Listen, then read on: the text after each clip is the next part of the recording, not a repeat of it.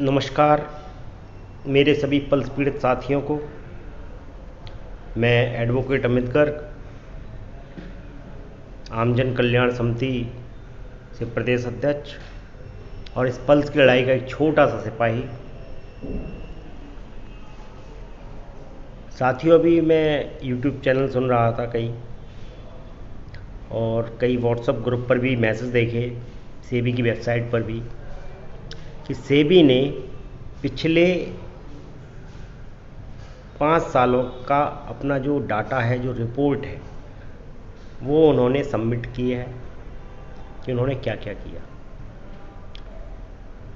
साथियों, सिर्फ मैं हिंदुस्तान के जितने भी एजेंट साथी हैं, सीनियर साथी हैं, जितने भी संगठन इस लड़ाई को जिन्होंने शुरुआत की, जो लड़ रहे हैं,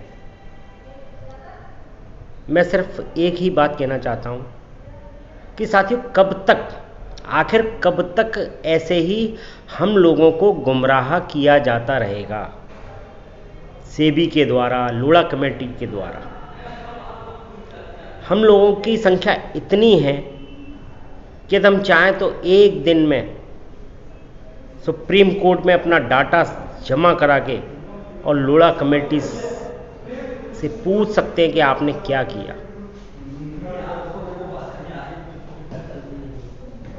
कभी कंपनी सेट में जाती है, कभी ऑक्शन आते हैं, कभी प्रपोजल आते हैं। सिर्फ यही सब कुछ पिछले 4-5 सालों से चल रहा है। लेकिन कभी भी लोढ़ा कमेटी ने एक लाइन में ये नहीं कहा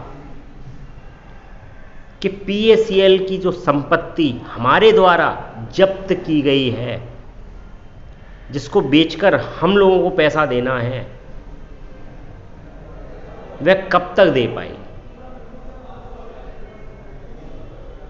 न नौमन तेल होगा, न राधा नाचेगी, न बाबा होगा, न घंटा बजेगा, न प्रॉपर्टियां बिक पाएंगी कभी इनकी, न हम लोगों को कभी पैसा मिल पाएगा। साथियों, अभी भी वक्त है, एकजुट होकर एक आवाज में सुप्रीम कोर्ट में अपना एक अच्छा सा वकील पूरे देश से यदि हम करते हैं तो जरूर हमें सफलता मिलेगी। हालांकि आमजन कल्याण समिति इस पर पहल शुरू कर चुकी है, लोगों के डॉक्यूमेंट्स सबमिट करने के साथ साथ, क्योंकि यह मुद्दा पूरे भारतवर्ष का है। इसलिए मैं सभी संगठनों से, सभी राज्यों के संगठनों से अनुरोध करता हूं कि इस नेशनल लेवल पर हम लोग साथ मिलकर एक कार्रवाई करें। साथियों, अगर सेबी को आज हमने नहीं रोका, आज हमने इसका विरोध नहीं किया, तो 20 वर्षों में भी हम पैसा नहीं ले पाएंगे।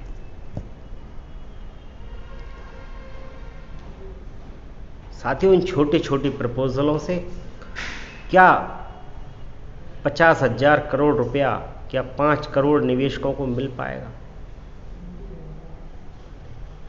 साथियों, अब हमें गुमराह होने की आवश्यकता नहीं होनी चाहिए, हमें गुमराह नहीं होना चाहिए। हमें एकजुट होकर, घरों से निकलकर इस लड़ाई में अपना योगदान देना चाहिए। और योगदान अब सिर्फ धरने प्रदर्शन और उसका नहीं, सिर्फ अब सुप्रीम कोर्ट में अपनी बात रखने के लिए सिर्फ एक अच्छा वकील जो सेबी के खिलाफ बोले, लोढ़ा कमेटी के अगेंस्ट बोले। करोड़ों की संख्या में ये निवेशक जो रोज परेशान हो रहे हैं, एजेंट जो परेशान हो रहे हैं, दर दर की ठोकरें खा रहे हैं, भाग रहे हैं दर दर, और सेबी आज भी सिर्फ गुमराह कर रहा है कि हम ज़मीनें बेच रहे हैं, हम ऑक्शन पर डाल रहे हैं, हमारे पास प्रपोजल आ रहे हैं, हम बेच रहे हैं, हम दे रहे हैं, हमने 2,500 दिए, हमने 5,000 दिए, हमने 10,000 दिए, आप एडिट करो, आप ये करो। ये सब सिर्फ गुमराह करने के तरीके हैं। अगर ईमानदारी से लोढ़ा कमेटी से भी चाहती है पैसा देना, तो उसको ऑफलाइन प्रक्रिया द्वारा पैसा देना होगा, और सबसे पहले उनको एक समय तय करना होगा कि हम इतने महीनों में एक एक व्यक्ति का पैसा लौटा देंगे।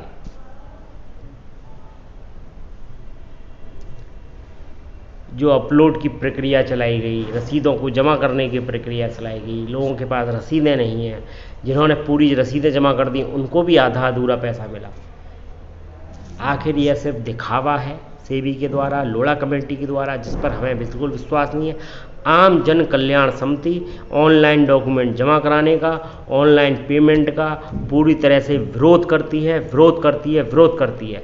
और यदि और संगठनों में है दम, और संगठन ये चाहते हैं कि उनके साथ जुड़े हुए लोगों का पैसा मिले, तो उन्हें भी इस ऑनलाइन प्रक्रिया का विरोध करना पड़ेगा, सेबी का विरोध करना पड़ेगा, कंपनी का विरोध करना पड़ेगा।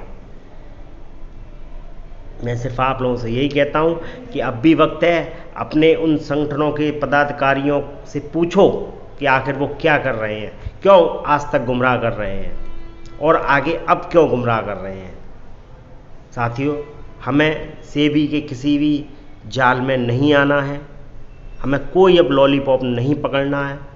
हमें सिर्फ एक आवाज़ में पूरे हिंदुस्तान के लोगों को जगाकर सुप्रीम कोर्ट में अपनी कार्रवाई करनी है और एक नया ऑर्डर पास करवाना है कि हमारा पैसा जल्द से जल्द लोढ़ा कमेटी दे। अगर उसने जिम्मेदारी ली है तो उसे देना पड़ेगा, नहीं तो लोढ़ा कमेटी को बर्खास्त किया जाए।